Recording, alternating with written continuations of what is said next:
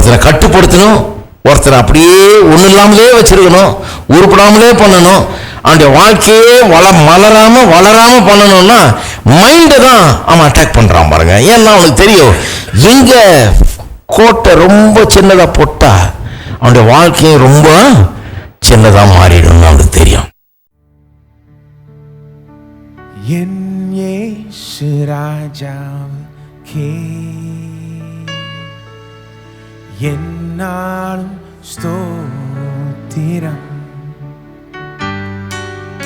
என்னோடு வாழ்பவர்க்கே என்னாலும் ஸ்தோத்திரம். என் இயேசு ராஜாவுக்கே என்னாலும் ஸ்தோத்திரம், என்னோடு வாழ்பவர்க்கே என்னாலும் கர்த்தாவே நீர் செய்த நன்மைகளை நித்தமும் நினைக்கிறே.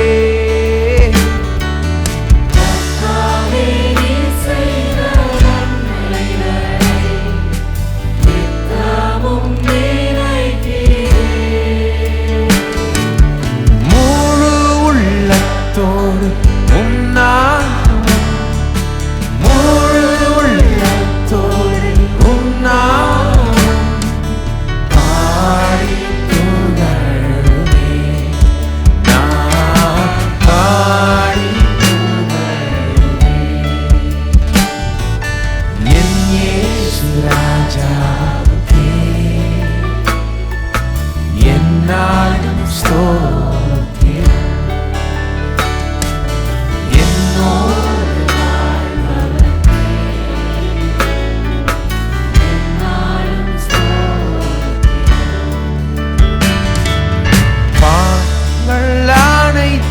மன்னித்தீரே, நோய்களை சுகமாக்கினீ, பாவங்கள் அனைத்தும் மன்னித்தீரே, நோய்களை சுகமாக்கினீ. எனது ஜீவன் அழிவில் நின்று எனது ஜீவனை அழிவில் நின்று காத்து ரட்சித்தீரே, காத்து ரட்சித்தீரே. என் இயேசு ராஜாவுக்கே என்னாலும் ஸ்தோத்திரம், என்னோடு வாழ்பவர்க்கே என்னாலும் ஸ்தோத்திரம். என் இயேசு ராஜா என்னாலும் ஸ்தோத்திரம், என்னோடு வாழ்பவர்க்கே என்னாலும்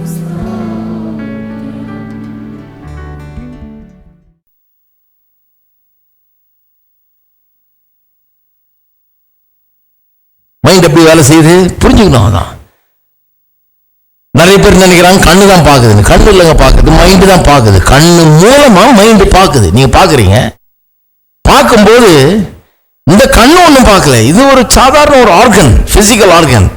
இந்த கண்ணு மூலமா இந்த மைண்ட் என்ன பண்ணுது பார்க்குது, ஒரு லென்ஸ் மாதிரி, அவ்வளவுதான். இது மூலமா மைண்டு பார்க்குது, பார்க்கறது மைண்டு தான். அதே மாதிரிதான் இந்த காது கேட்கல, இந்த காதின் மூலமாக உங்க மனது கேட்டுக்கொண்டிருக்கிறது. ஹலோ, அதே மாதிரிதான் இந்த தோல், இந்த சரீரம் ஃபீல் பண்ணல, இந்த சரீரத்தின் மூலமாக உங்களோட மனம் ஃபீல் பண்ணுகிறது. அப்படி யோசிக்கணும். அப்ப ஒரு மாதிரி இருக்கு அப்படின்னு என்ன அர்த்தம்? இங்க ஒரு மாதிரி இருக்குன்னு அர்த்தம் இல்ல. இது மூலமா என்ன ஆயிடுது, உள்ள மைண்ட்லயே ஒரு பாதிப்பு ஏற்பட்டிருக்கிறது. அப்ப போக்கஸ மைண்ட்ல இருந்து தூக்கி கொண்டு போய் எங்க வைக்கணும்? வெறும் சரீரத்தை ஃபோக்கஸ் பண்ணாம எங்க ஃபோக்கஸ் பண்ணணும்? நம்முடைய மைண்டுக்குள்ள ஃபோக்கஸ் பண்ணணும். ஏன்னா மைண்டு அங்கதான் விஷயமே நடக்கிறது. சரி, இந்த மைண்டை பற்றி வேதவசனம் பல அற்புதமான சத்தியங்களை சொல்லுவது பாருங்க. அதுல ஒண்ணு என்னன்னா, திருப்பங்க பார்ப்போம், நீதிமொழிகள் 4:23. எல்லா காவலோடும் இருதயத்தை காத்துக்குள், அது நின்று ஜீவ ஊற்று புறப்படும். இத பலரும் பலவிதமா இந்த ஜீவ ஊற்றுன்றத கிங் ஜேம்ஸ் வெர்ஷன்ல இங்கிலீஷ்ல பாத்தீங்கன்னா out of it are the issues of life வருது. இஷ்யூஸ் சில மொழிபெயர்ப்பு சொல்றது out of it flows the issues அப்படின்னு. இதை பல மொழிபெயர்ப்புகள் ஆங்கிலத்தில் வாசித்து தமிழ்ல சொல்றேன் பாருங்க, ரொம்ப இன்ட்ரெஸ்டிங். ஏன்னா இதுல ஏதோ விஷயம் இருக்குது. அதனால ஒவ்வொரு மொழிபெயர்ப்பும் நீங்க இப்ப பாத்தீங்கன்னா அவ்வளவு வேரியேஷன் இருக்குது. இப்ப பலரும் பல விதமா மொழிபெயர்க்கிறார்கள் இதை. ஏன்னா இது ரொம்ப முக்கியமான ஒரு இஷ்யூஸ் ஆஃப் லைஃப்ங்கிறது ஒரு முக்கியமான ஒரு காரியம். அது ஏதோ ஒண்ணு சொல்ல வர்றாங்க அங்க. இருதயத்தை காத்துக்கொள், ஏனென்றால் அது நின்று ஜீவ ஊற்று புறப்படும் சொல்லி இருக்கிறது. ரொம்ப முக்கியம். அதுல இருந்து என்ன புறப்படுதுன்றதை பார்க்கணும். ஏன் ஜீவ ஊற்று புறப்படும் என்ன அர்த்தம்? இது பலரும் பல விதமா மொழிபெயர்க்கிறாங்க. ஏன்னா அது என்ன சொல்ல வருதுன்றது ஒரு லாங்குவேஜ்ல இருந்து இன்னொரு லாங்குவேஜுக்கு போகும்போது பெரிய பிரச்சனை இருக்கு பாருங்க. சரியா சொல்ல முடியாது சில காரியங்களை. அதனால ஆங்கிலத்தில் நிறைய மொழிபெயர்ப்புகள் இருக்கிறதுனால கொஞ்சம் கிளாரிட்டி கிடைக்குது. அது இல்லாம ஒரிஜினல் லாங்குவேஜ்ல என்ன இது அர்த்தம்ன்றதை போய் கண்டுபிடிக்கலாம். இதை வாசித்து நான் ஒரு என்ன அர்த்தம் சொல்றாங்கன்றத சொல்றேன் பாருங்க. இங்கிலீஷ் ஸ்டாண்டர்ட் வெர்ஷன்ல எப்படி சொல்லியிருக்கு? ஸ்பிரிங்ஸ் ஆஃப் லைஃப், ஜீவ ஊற்று. காமன் இங்கிலீஷ் பைபிள் ஒரு டிரான்ஸ்லேஷன் சொல்லுது லைஃப் ஃப்ளோஸ் ஃப்ரம் இட். ஜீவனே அதிலிருந்து தான் ஊற்றெடுக்கிறது அப்படிங்கிற விதத்தில் சொல்லி இருக்குது. அப்புறம் கண்டெம்பரரி இங்கிலீஷ் வெர்ஷன் ஒரு சிஇவின்னு ஒரு வெர்ஷன், அது எப்படி சொல்லுன்னா சோர்ஸ் ஆஃப் ட்ரூ லைஃப். இருதயத்தை எல்லா காவலோடு காத்துக்கொள், ஏன்னா அந்த இருதயம் தான் it's a source of true life. உண்மையான வாழ்க்கையினுடைய ஆதாரமாக எது இருக்கிறது, அங்கிருந்து எல்லாம் வருது. உங்க வாழ்க்கை எப்படி இருக்க போகுதுன்றது எங்க இருந்து வருது? இருதயத்திலிருந்து வருகிறது. இருதயம் என்கிறது இங்க எதை குறிக்கிறது? இந்த மனம், உள்ளம் எல்லாத்தையும் குறிக்குது பாருங்க. இன்னொன்னு English easy to read version, ERVன்னு ஒரு version, easy to read version, அது எப்படி சொல்லுது? Your thoughts control your life. உன் இருதயத்தை எல்லா காவலோடும் காத்துக்கொள். ஏன்? Your thoughts control your life. ஏன்னா உன்னுடைய எண்ணங்கள் உன்னுடைய வாழ்க்கையை ஆளுகிறது.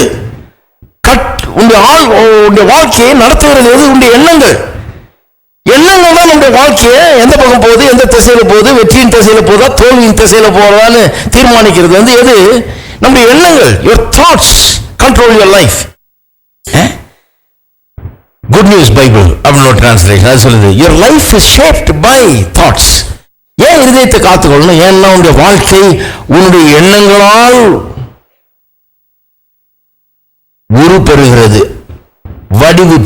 வடிவமைக்கப்படுகிறது. எண்ணங்கள் தான் வாழ்க்கையை ஷேப் பண்ணுகிறது அப்படிங்கிறது.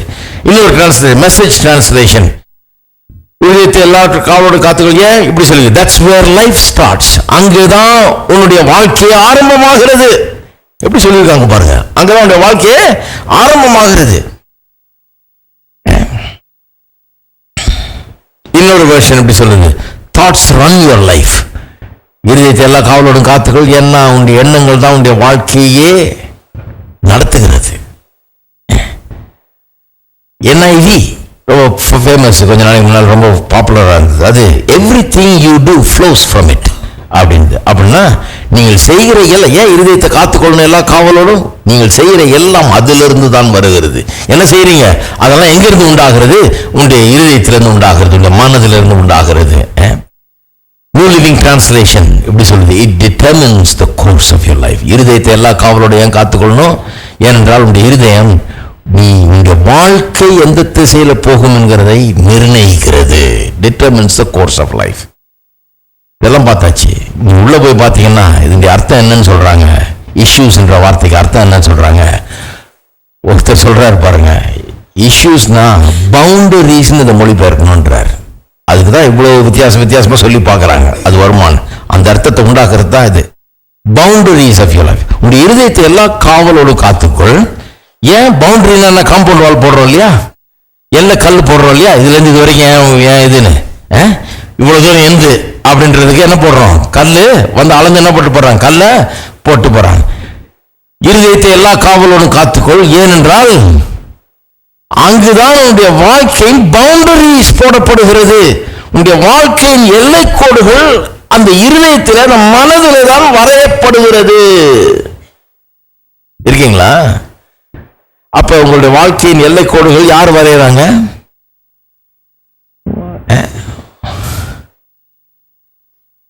யாரோ ஒருத்தர் வரைகிறது இல்லை. அது வெளியே இல்லை. எல்லை கோடு, எல்லை கோடு. நீங்க எவ்வளவு தூரம் போக முடியும், எது உங்களுடைய சொந்தம், எவ்வளவு தூரம் நீங்க சுதந்திரிக்க முடியும், எதையெல்லாம் உங்களுக்கு சொந்தமாக்க முடியும், எதெல்லாம் உங்களால முடியும், என்னையெல்லாம் நீங்க சாதிக்க முடியுங்கிறத யார் நிர்ணயிக்கிறது? அந்த எல்லை கோடுகள் எங்க இருக்குது? அது வெளியே இல்லை. நான் சொல்றேன், அது உள்ள இருக்குது, மைண்ட்ல இருக்குது. It is in your boundary, is in your mind. Boundary எங்க இருக்குது? வெளியே இல்லை, உங்க மனதில் இருக்கிறது பவுண்டரி. இது நிறைய பேருக்கு தெரியல பாருங்க. மைண்ட் எங்க இருக்குது? மனதில் இருக்குது. இதை வச்சுதான் பிசாசு நிறைய பேர் அப்படியே கீழே வச்சிருக்கிறான் பாருங்க. இந்த எல்லை கூட எஸ்டாப்ளிஷ் பண்றான் அவன். அவனுக்கு தெரியும் மைண்ட்ல தான் பவுண்டரி இருக்குதுன்னு. அதனால வெளியே பற்றி அவன் கவலைப்படுறது இல்லை, மைண்டை பற்றி தான் அவன் கவலைப்படுறான். ஏன்னா இங்க தான் பவுண்டரியே இருக்குது. ஒருத்தரை கட்டுப்படுத்தணும், ஒருத்தரை அப்படியே ஒன்றும் இல்லாமலே வச்சிருக்கணும், உருப்படாமலே பண்ணணும். அவனுடைய வாழ்க்கையே வளராம பண்ணணும்னா மைண்டை தான் அவன் அட்டாக் பண்றான் பாருங்க. ஏன்னா அவனுக்கு தெரியும் எங்க கோட்டை ரொம்ப சின்னதா போட்டா அவனுடைய வாழ்க்கையை ரொம்ப சின்னதா மாறிடும் அவனுக்கு தெரியும். இங்க நெருக்கிட்டா வாழ்க்கையே நெருக்கத்துல வாழ்ற வாழ்க்கையா மாறிடுங்கிறது அவனுக்கு நல்லா புரியுது பாருங்க. ஆனால் அவன் என்ன பண்றான்? இந்த மைண்டை வச்சுதான் நம்மள அப்படி கீழே அமைக்க வச்சிருக்கிறான். அதனாலதான் இந்த மைண்டை நாம அட்டாக் பண்ண வேண்டியதா இருக்கு. அதனாலதான் நான் என்ன பண்றது, பிரசங்கம் பண்ணும் போதும் பைபிளை திறக்கும் போதெல்லாம் இந்த மைண்டை சமட்டியோட வர்றேன். அதனால வசனம் என்ன சொல்லுது? இந்த வசனம் வந்து ஒரு சமட்டியை போல இருக்கிறது. சம்மட்டியை வச்சு அடிக்க ஆரம்பிச்சீங்கன்னா செவுரு ரொம்ப பெருசா இருக்கலாங்க, அடிச்சுக்கிட்டே இருந்தா கொஞ்சம் கொஞ்சமா இன்ச் பை இன்ச்சா அடிச்சா கூட கொஞ்ச நாள்ல செவுரே இல்லாம போயிடும்.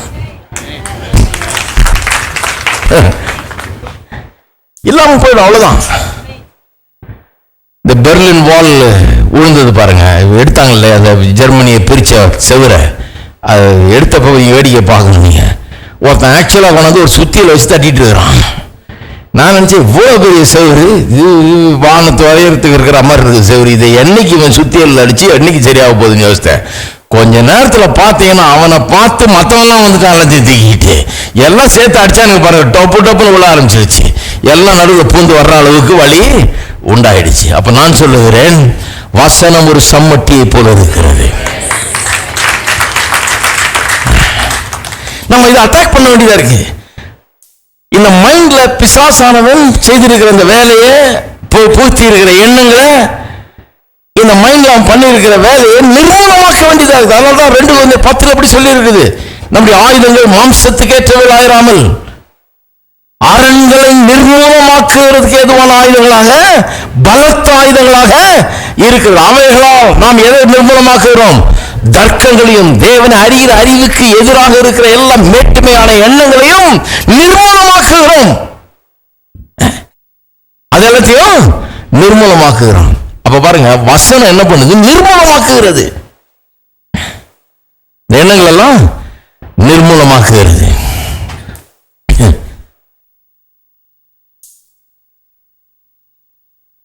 அப்ப பிசாசு ஒரு ஆளை கீழே பிடிச்சி வச்சிருக்கணும், மேலே வராதபடி பண்ணணும்னா என்ன பண்றான்? ஒன்றும் இல்லை, இந்த பவுண்டரி அஃபெக்ட் பண்ணிடுறான் உள்ள மைண்டை. அப்ப அதனால தான் பிரசங்கியார் ரொம்ப ஜாகிரதையா இருக்கணும். பிரசங்கியாருக்கு பவுண்டரி ரொம்ப சின்னதாக போட்டா அங்க வர்ற ஜனங்களுடைய மைண்டும் பவுண்டரி எப்படி இருக்கும்? அதே மாதிரி தான் இருக்கும். சின்ன புத்தி இருந்தா, ஹலோ, பிரசங்கியார் நல்லா இருக்கணும். பிரசங்கியார் நல்லா இருக்கிறத பார்த்து மக்கள் சந்தோஷப்படணும். ஏன்னா அவர் நல்லா இல்லைன்னா யாருமே உருப்பட முடியாது. அந்த ஆள்கிட்ட போறாலும் உருப்பட முடியாது. ஏன்னா அவர் மைண்டே அவ்வளவு சின்னதா வட்டம் போட்டிருக்குதுன்னா, அவருக்கே பவுண்டரி அவ்வளவு சின்னதா இருக்குதுன்னா, அவர் அதை தாண்டி எங்க கொண்டு போக முடியும்? அவரே அதுக்குள்ளதான சுத்திட்டு இருக்கிறாரு.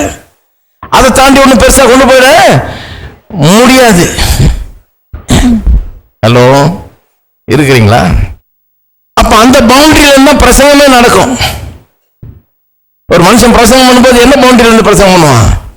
உள்ள மைண்ட்ல போட்டிருக்குது பாருங்க பவுண்டரி, அதுல இருந்தான வருது பிரசங்கம். பிரசங்கம் எதுல இருந்து வருது? அதுக்கு அப்பாற்பட்ட விதத்துல ஒன்றும் பிரசங்கம் பண்ண முடியாது, அதுக்கு மேல ஒன்றும் சொல்ல முடியாது, அதை தாண்டி எங்கேயும் போக முடியாது. அந்த சின்ன புத்தியை தான் பிரசங்கம் பண்ண முடியும். அந்த ஒரு சின்ன வாழ்க்கையை, ஒன்றும் இல்லாத வாழ்க்கையை, குறைவை தாழ்ச்சியை தான் பிரசங்கம் பண்ண முடியும். ஏன்னு சொன்னா மைண்ட்ல அந்த லைன் போட்டாச்சு, என்ன பண்றது? அவரே அந்த லைனுக்குள்ள தான் வாழ்ந்துட்டு இருக்கிறாரு. அப்புறம் அதை காட்டில் ஒன்றும் பெருசா ஜனங்களுக்கு ஒன்றும் சொல்லிட முடியாது. அதனால தான் நான் பிரசங்கருக்கு சொல்றது, முதல்ல மைண்டை சரி பண்ணுங்க நீங்க, அப்பதான் ஜனங்களுக்கும் மைண்டு சரியாகுன்றது. இது நீங்க தினந்தோறும் பார்க்கலாம். இந்த பவுண்டரி பார்த்துருக்கீங்களா? பவுண்டரி யாராவது பார்த்துருக்கீங்களா? எப்படின்னு போய் பெட்ரோல் பங்க்ல நிறுத்துங்க, உங்க காரை நிறுத்திட்டு பெட்ரோல் போடுங்க.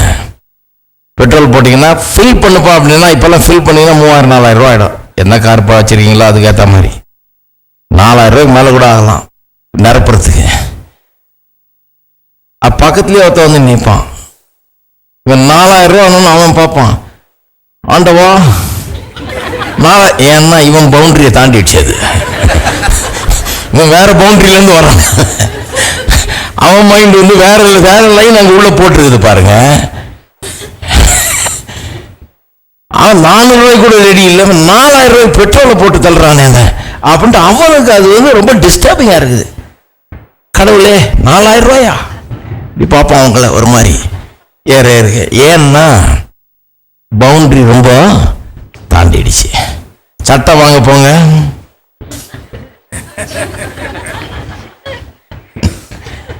அதே கதை தான். சிலர் கேட்பாங்க இல்லையா, இந்த ஷர்ட் எவ்வளவுங்க சொல்லிட்டீங்கன்னா ஹார்ட் அட்டாக் ஏதாவது வந்துடும், அதெல்லாம் சொல்லாம இருக்கிறதே பெட்டர்.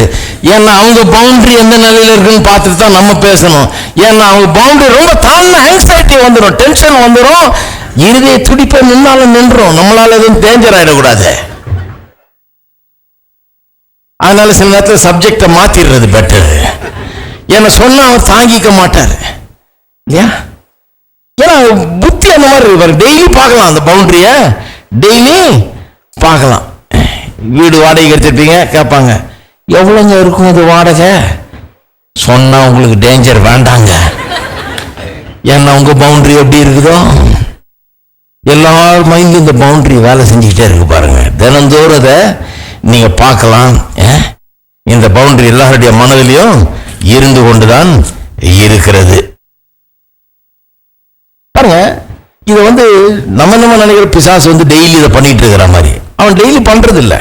நான் தான் சொல்றேன், முன்னாடி சொல்லியிருக்கேன் இல்லையா, பிசாசு வந்து நிறைய காரியங்கள என்னைக்கு ஆதாம விழ வச்சானோ அன்னைக்கே பண்ணிட்டு அவன் வெக்கேஷன்ல போயிட்டான்னு நினைக்கிறேன். ஏன்னா இது மேல நடந்துகிட்டு இருக்குது. இந்த விழுது போன மனுஷன் ஆண்டவரை விட்டு தூரமா வந்து இவன் திங்கிங் ரொம்ப சின்னதாகி குறுகிய வட்டத்துக்குள்ள வாழ்ந்து கொண்டு இந்த சின்ன புத்தியை வச்சுக்கிட்டு இப்படியே இருக்கிறான் பாருங்க. இது அப்படியே தன்னுடைய பிள்ளைகளுக்கு கத்து கொடுத்து அதே புத்தியை கத்துறாப்புல. அப்பா நமக்கு இதெல்லாம் ஆகாது, நம்ம அந்த மாதிரிலாம் சாப்பிட முடியாது, நம்ம அந்த மாதிரிலாம் போக முடியாது, நமக்கு அது கிடையாது. நம்ம அளவுல இருந்துக்கும். அட நம்ம அளவுல இருந்துக்கிறது அவனுக்கு ஒரு போதனை தேவையா? இதுக்கு ஒரு அப்பா தேவையா? இந்த அளவுல இருந்து அடுத்த லெவலுக்கு எப்படி போறதுன்ற காமிக்கு தான் ஆள் தேவை. ஹலோ, கோயிலுக்கு போனாலும் இந்த கதையில தான் இருக்குது. அவர் என்ன சொல்றாரு? கவலைப்படாத, பரலோகத்தில் உனக்கு தங்க வீதி இருக்குது. இங்க வந்து இப்படிதான் நீ, நமக்கு எவ்வளவுதான், நாம பெரிய பரிசுத்தவான்கள், காசு தான் இல்லை நம்ம கிட்ட, என்ன பண்றது? பாவிக்கிட்ட எல்லா காசும் நம்மளும் 20 தடவை கொடுத்துட்டு வரோம். சரி பரவாயில்ல, பாஸ்டரே சொல்லிட்டாரு, அவர்கிட்டையும் காசு இல்லை, நம்மகிட்டையும் காசு இல்லை, எப்படியும் கத்துற ஸ்தோத்திரம் பண்ணு போ. சொன்னேன் இல்லையா, ஸ்தோத்திரம் பண்ணிட்டு சாப்பிடுவாங்க. அப்படின்னா சாப்பாடு ஒன்றும் நல்லா இல்லை, இன்னைக்கு கறி இல்லை, கோழி இல்லை, முட்டையும் இல்லை, ஒன்றும் இல்லை, வெறும் தண்ணி சாம்பார் தான் இருக்குது. ஸ்தோத்திரம் பண்ணி சாப்பாடுனாலே பகீர்னு இருக்கானுங்க, என்னமோ ஏதோ இதுன்னு. சதி நடக்குதுன்னு தெரியும். இப்படியே சொல்லி கொடுத்துட்டாங்க பாருங்க. இந்த பிசாசு ஒண்ணு இன்னைக்கு ஒன்றும் பண்றது இல்லை, ஒன்றும் பண்ண வேண்டியதே கிடையாது. அவங்க பண்ண வேண்டியதை பண்ணிட்டு போயிட்டாங்க. போய் அவன் பாட்டு வேலையை போய் ரெஸ்ட் எடுத்துட்டு இருக்கிறாங்க. இங்க வேலை நடந்துகிட்டு இருக்குது. ஏன்னா இந்த பவுண்டரி வந்து ஆல்ரெடி எஸ்டாப்ளிஷ்ட். இது உள்ள ஏற்கனவே வரையப்பட்டு விட்டது, அழியாத விதத்துல வரையப்பட்டு விட்டது. அது உலக சிஸ்டமா மாறிடுச்சு. உலகமே இந்த சிஸ்டத்துல தான் இருக்குது, அந்த திங்கிங்ல தான் இருக்குது, அப்படிதான் இருக்குது. பெரும்பாலான உலகமே அப்படிதான் இருக்குது. ஆகவே இன்னைக்கு அவன் ஒன்றும் பண்ண வேண்டியது இல்லை. இந்த உலகத்துல இருந்தாலே போதும். ஹலோ, ஊர்ல பிறந்தாலே போதும், உங்க கிராமத்தில் இருந்தாலே போதும், உங்க ஊர்ல இருந்தாலே போதும், உங்க ஜனங்க மத்தியில வாழ்ந்தாலே போதும், உங்க வீட்டுல இருந்தாலே போதும். வெளியே போனா டேஞ்சர்னு, வீட்டுல இருந்தா போதும், அம்மா அப்பாவே போதும். நல்ல லைனை வரைஞ்சி உள்ள கரெக்டா வச்சிருப்பாங்க. அதனாலதான் சொல்லியிருக்கு, இருதயத்தை எல்லா காவலோடும் காத்துக்கொள்ள. அப்படின்னா எப்பா யாரும் லைனை வரைய விடாது, ஜாக்கிரதையா கவனி. லைன் போடுறாங்க, பேசும்போது கவனிக்கணும். ஒரு லைன் போடுறாரா இல்ல லைன் எடுக்கிறாரா? பிரசங்கம் கவனிக்கும் போது கவனிக்கணும், இது லைன் போடுற பிரசங்கமா இல்ல என்கிட்ட இருக்கிற லைனை எடுக்கிற பிரசங்கமா? ஹலோ, இங்க லைன் போடுற பிரசங்கம் இல்ல, லைனை கலைக்கிற பிரசங்கம். லைன் தான் ஏற்கனவே போட்டுருக்கிறாங்களா உங்க வீட்டுல, இதுக்கு நான் வேற தேவையா? இதுக்கு வேற ஏர் கண்டிஷனை போட்டு வந்து உட்காந்துருக்கிறோமா? வேண்டியது இல்லை. அந்த லைனை கலைக்கிறதுக்கு தான் காலங்காத்தால எந்திரிச்சு இப்படி வந்து நின்றுட்டு இருக்கிறேன் நான். ஏன்னா அந்த மைண்ட்ல இருக்க லைன் கலையணும். லைன் கலைஞ்சாதான் வாழ்வு உண்டாக முடியும். ஆத்மா வாழ்கிறது போல நீ எல்லாவற்றும் வாழ்ந்து சுகமாயிருக்க வேண்டுகிறேன். தூய தூயாயம் இயேசுநாதா, உம் நாமம் வாழ்த்த பெருக. துதிகளின் பாத்திரரே, துதிகள் உமக்கு தந்தோம். தூய தூயாயம் இயேசுநாதா, உம் நாமம் வாழ்த்த பெருக. துதிகளின் பாத்திரரே, துதிகள் உமக்கு தந்தோம். தூய தூயாயம் இயேசுநாதா, உம் நாமம் வாழ்த்த பெருக. துதிகளின் பாத்திரரே, துதிகள் உமக்கு தந்தோம். தூய தூயாயம் இயேசுநாதா,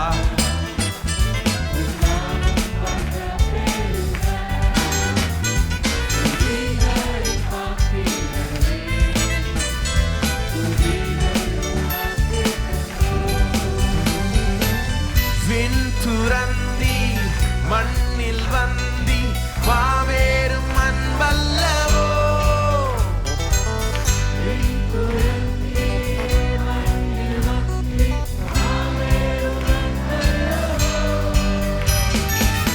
பாவம் சுமந்தி சாபமானி, பாவம் சுமந்தி சாபமானி, பாதம் பணிந்திடுவோம்.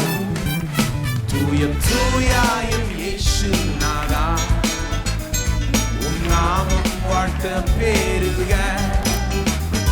துதிகளின் பாத்திரரே,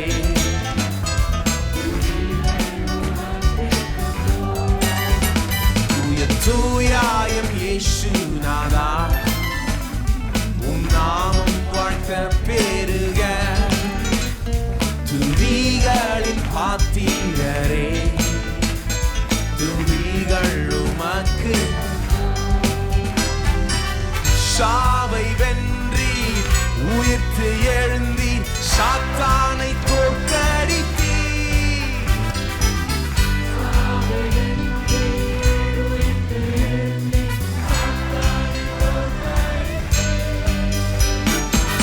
நித்திய வாழ்வை எமக்கு தந்தி, நித்திய வாழ்வை எமக்கு தந்தி, நித்தம் தொழுதிடுவோம். தூய தூயாயம் இயேசுநாதா, உம் நாமம் வாழ்த்த பெருக. துதிகளின் பாத்திரரே, தந்தோ தூய தூயாயம் இயேசுநாதா உன் நாமம் வாழ்த்த பெருக துதிகளின் பாத்திரரே துதிகள் உமக்கு மீண்டும் வருவீர் மண்ணில் நிற்பீர் மார்போடு அணைத்திடுவீர் மீண்டும் வருவீர் மண்ணில் நிற்பீர் மார்போடு அணைத்திடுவீர்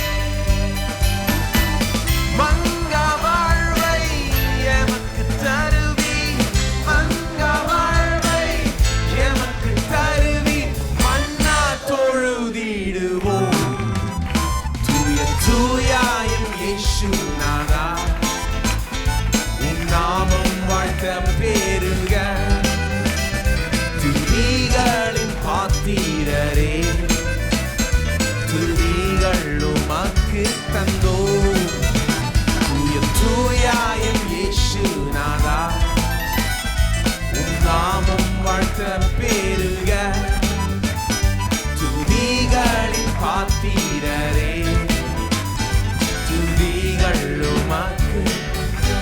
சாவை வென்றி சாவை